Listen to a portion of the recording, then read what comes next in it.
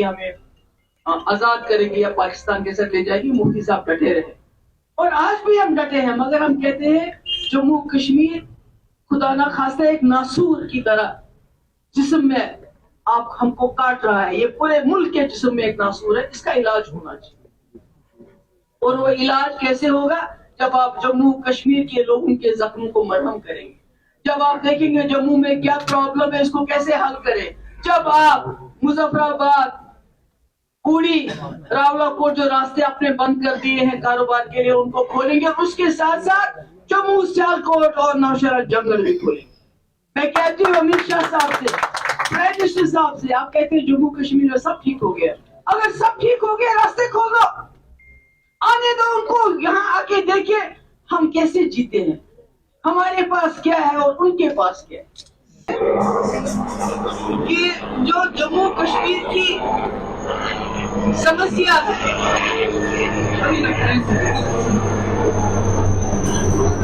میرے کافی ساتھی کہتے ہیں آپ سمسیا کیا کہتی ہو. میرے اپنی پارٹی کے ساتھی بھی کہتے ہیں کہ آپ کیا کہتے ہو, سمسیا, سمادھان, ریزولوشن. تو میں یہ کہتی ہوں کہ 2 دن پہلے اخنور بارڈر پہ جب مائن بلاسٹ ہوا, ایک جوان, اس کی شادی اپریل میں سینک کالونی میں ڈاکٹر ہے, بچی ہے, اس کے ساتھ ہونے والی تھی, وہ وہاں شہید ہو گیا. جو کیپٹن تھا, دوسرا جوان جس کی شادی 29 سال کا آرس پورا میں اس کی شادی ہونے والی تھی وہاں کی بچی سے, وہ شہید ہو گیا.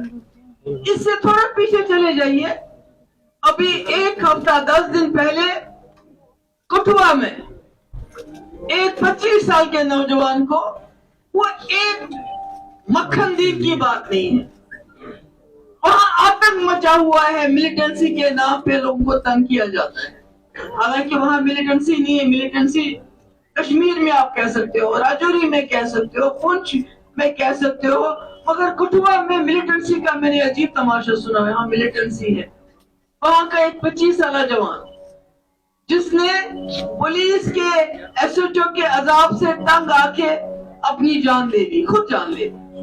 اس کے بعد بومائی میں ٹرک ڈرائیور نکلا گھر سے, ہم سب لوگوں کی طرح اپنا کام کاج کرتا تھا مزدوری کرنے کے لیے, اس کو گولی مار دی. کام نے ٹائر پہ ماری, جب ڈاکٹر نے دیکھا تو گولی سیدھے اس کو لگی تھی نزدیک سے. تو یہی سمسیا ہے.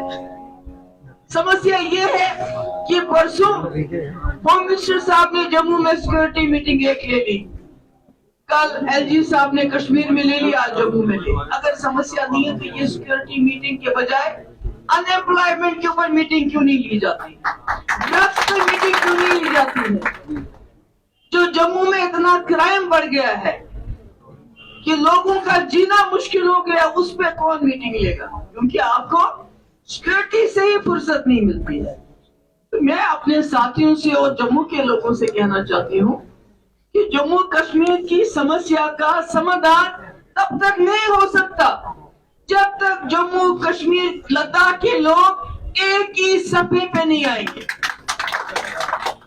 جب تک لداخی بولتا تھا یونین ٹیریٹری دو میرا مسئلہ حل ہو جائے گا, آج سب سے زیادہ لداخ کے لوگ رو رہے ہیں. کیونکہ جس طرح یہاں پر آپ کٹھوا کی بات کرتے ہیں کہ ساری زمین جو وہاں انڈسٹری کے نام پہ باہر کے لوگوں کو دیا ہے, وہی حال لیہ میں, جہاں لداخ میں زمین بہت وہاں نہیں ہے, پانی کی دقت ہے, مگر وہاں بھی بڑے بڑے ہوٹل والے دوسرے تیسرے ناموں پہ وہاں زمین پہ وہ اپنا جماوڑا کرنا چاہتے ہیں. جموں, مفتی صاحب کہتے تھے, ہمیشہ کہتے تھے جو جموں کشمیر کی لیڈرشپ رہی ہے, خاص کر کشمیر کی لیڈرشپ, ان کی سب سے بڑی ناکامی یہ رہی ہے وہ جموں کو ساتھ نہیں چلا سکے. جموں کو ساتھ چلانے کا کیا مطلب ہے؟ مطلب یہ ہے کہ جو جموں کشمیر کی سمسیا ہے اس کا سمادھان جموں کے لوگوں کی جو خواہش ہے, کشمیر کے لوگوں کی خواہش ہے, لداخ کے لوگوں کی خواہش کو ایک کر کے ہمیں نکالنا پڑے گا. اور آپ کو یاد ہوگا جب مفتی صاحب یہاں کے وزیر اعلیٰ بنے, کالج ہو, یونیورسٹی ہو, سڑکیں ہو, رہبر تعلیم ٹیچر ہو, ماتا ویشنو دیوی کو زمین, اسلامک یونیورسٹی کو زمین, یعنی انہوں نے جموں کشمیر کو تو وہ انصاف دیا. مگر جب جموں کشمیر کی سمسیا کے سمادھان کی بات آئی, جہاں انہوں نے मुजफ्फराबाद रोड की बात की, जहां उन्होंने रावलाकोट रोड की बात की, वहां वो जम्मू सियालकोट रोड की बात करते थे, नौशेरा जंगल की बात करते थे। और आज मैं देखती हूँ कि मेरे वालिद, मेरे पिताजी मुफ्ती साहब का नजरिया कितना तेज था। आज आप देखते हैं जम्मू के हालात क्या हो गए, यहाँ की रेत बाजरी बाहर, यहाँ का कोई जो भी आपका यहाँ कंस्ट्रक्शन का काम है ठेकेदार बाहर के, शराब पीने वाले जम्मू के ठेकेदार बाहर के, बाजरी बाहर जाती है, इंडस्ट्री आपकी बाहर के, काम करने वाले लोग बाहर के। तो जम्मू के पास क्या रहा? अब तो ट्रेन पूरा सीधे जा रही है, क्या रहा? तो शायद कहीं ना कहीं मुफ्ती साहब ने सोचा था कि अगर आपकी यहाँ छोटी छोटी इंडस्ट्री है, यहाँ की ज्यादा नहीं है, मगर जो हमारे पार रहते हैं सियालकोट, उनके पास इंडस्ट्री नहीं है, हमारे पास बासमती है, उनके पास नहीं है। तो मुफ्ती साहब ने कहीं ना कहीं ये सोचा था कि एक वक्त आएगा कि अगर जब ट्रेन कश्मीर, क्योंकि ये जो ट्रेन आज पहुंच रही है ये आज की नहीं बनी है, इसकी बुनियाद इंदिरा जी ने रखी थी, शायद उससे पहले भी रखी, हाँ, इंदिरा जी के टाइम में, बहुत पुरानी है। तो शायद मुफ्ती साहब को ये ख्याल था कि अगर जम्मू को बाईपास करके सब कुछ होता है तो जम्मू का अपना बाजार होना चाहिए, अपनी मंडी होनी चाहिए, और वो मंडी शायद पार बन जाए, हमारी बासमती जाए, वहां से पैसा आ जाए, हमारी जो यहाँ छोटी छोटी इंडस्ट्री है उसके पुर्जे बाहर चले जाए, वहां से पैसा आ जाए। तो ये तो जम्मू वालों को सोचना चाहिए था कि मुफ्ती साहब जब हमें जम्मू सियालकोट की बात करते हैं, खोलो, क्यों कहते हैं? हमें क्या चाहिए? हमें वहां से कारोबार चाहिए। अभी तो आपको बिल्कुल बाईपास करके सब कुछ हो रहा है। कश्मीर की बात तो हर वक्त होती है, चाहे वो इसलिए भी होती है कि वहां सख्ती बहुत है, तकलीफ बहुत है, मगर उसके अलावा आज गवर्नर साहब आए हैं, यहाँ सिक्योरिटी मीटिंग की है, मुझे नहीं मालूम इससे पहले कितनी सिक्योरिटी मीटिंग्स हुई है, मगर जब भी कोई बड़ा डेलीगेशन होता है वो कहाँ जाता है? जम्मू आता है क्या? कोई आता है क्या? क्यों? क्योंकि कश्मीर समस्या है, इनको मालूम है हमने 370 का जो हमारा सुरक्षा कवच था, यहाँ के डोगरे का, कश्मीरी का, गुज्जर का, पहाड़ी का, सरदार का, उसने हमारी जमीन को हमारे लिए बचाया, वो हमारी नौकरियों का हमारे लिए बचाता था, वो हमारी जबान को हमारे लिए बचाता था। इन्होंने 2019 में वो सुरक्षा कवच आप सबसे छीना, खाली कश्मीरियों से नहीं छीना, सबसे छीना। तो ये सब करके इन्होंने, आज मुझे बताइए, वही मैं कह रही थी कि इनको पता है कि हमने 370 हटा के कोई मसला हल नहीं किया, कोई समाधान नहीं ढूंढा, बल्कि आज जब कश्मीर में पता हिलता है तो अमित शाह जी को दिल्ली में मीटिंग बुलानी पड़ती है। ऐसा कभी नहीं होता, कुछ भी होता है मीटिंग बुलाओ सिक्योरिटी। क्यों? क्योंकि उनके दिल में चोर है, डर है कि जो हमने जम्मू कश्मीर के साथ किया, लोग खुश नहीं है, लोग नाराज हैं, एक लावा बन रहा है, ये कभी भी फट सकता है। मगर इनको क्या चाहिए? इनको वोट चाहिए। इनको 370 बेच के, अब 370 से भी दिल भर गया है। मंदिर मस्जिद, अब जहां भी कहीं मस्जिद देखते हैं उसको तोड़ते हैं, उससे भी दिल भर गया। अब कहते हैं वक्फ ले आओ, वक्फ बिल ले आओ। तो मेरा ये कहने का मकसद ये है कि जम्मू के लोगों को ये समझना होगा कि जो कश्मीर की समस्या है वो खाली कश्मीर की समस्या नहीं है, वो हम सब की समस्या है, और उसका समाधान तब तक नहीं हो सकता जब तक जम्मू कश्मीर के लोग एक सोच न रखें। हमने तो कभी, वाजपेयी जी ने कभी कहा क्या कि कश्मीर को मैं पाकिस्तान को दूंगा?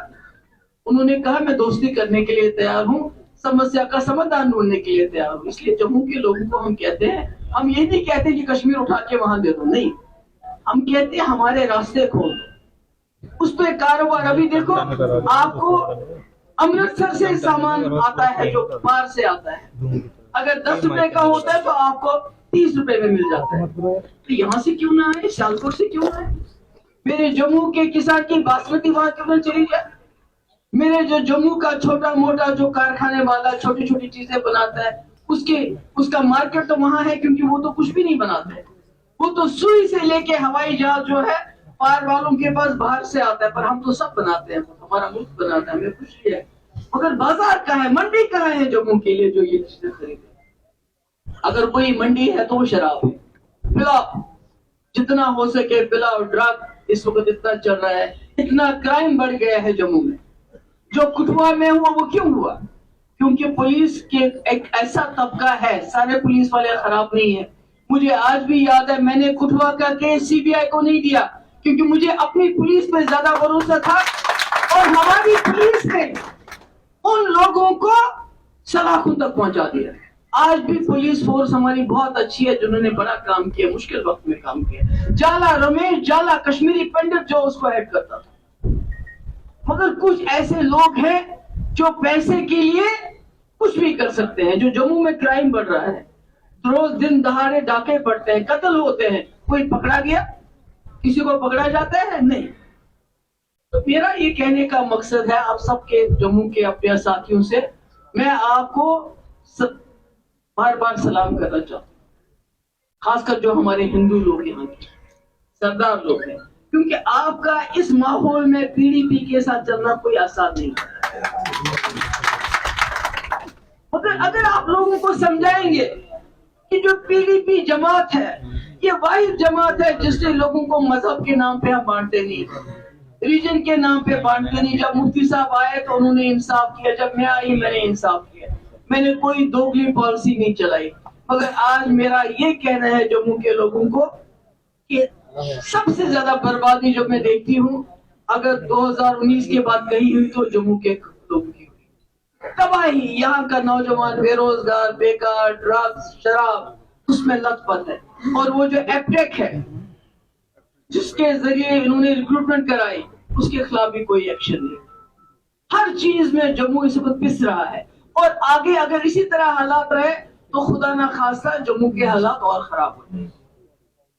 हम कहते हैं कि ट्रेन जरूर कश्मीर पहुंच जाए, बहुत अच्छी बात है, मगर मैं आपको ये बताना चाहती हूँ, मेरे दिल में, मुफ्ती साहब के दिल में जम्मू के लिए नरम गोशा इसलिए भी था, कुछ खुदगर्जी भी थी कि जब कश्मीर में मुफ्ती साहब इलेक्शन नहीं जीते तो अरसपोरा के लोगों ने साथ, उन्होंने मुफ्ती साहब के सर पे उस वक्त ताज रखा। तो इसलिए मुझे जम्मू के लोगों के साथ एक दिली लगाव है कि उन्होंने उस वक्त मेरे पिताजी को एक्सेप्ट किया जब कश्मीर के लोग बोलते थे ये पता नहीं क्या है, हिंदुस्तानी है, हमें नहीं, हमें यहाँ जो है नेशनल कॉन्फ्रेंस, यहाँ हमें रायशुमारी कराएगी, हमें आजाद करेगी या पाकिस्तान के साथ ले जाएगी। मुफ्ती साहब डटे रहे और आज भी हम डटे हैं। मगर हम कहते हैं जम्मू कश्मीर खुदा ना खास्ता एक नासूर की तरह जिस्म में आप हमको काट रहा है, ये पूरे मुल्क के जिस्म में एक नासूर है, इसका इलाज होना चाहिए।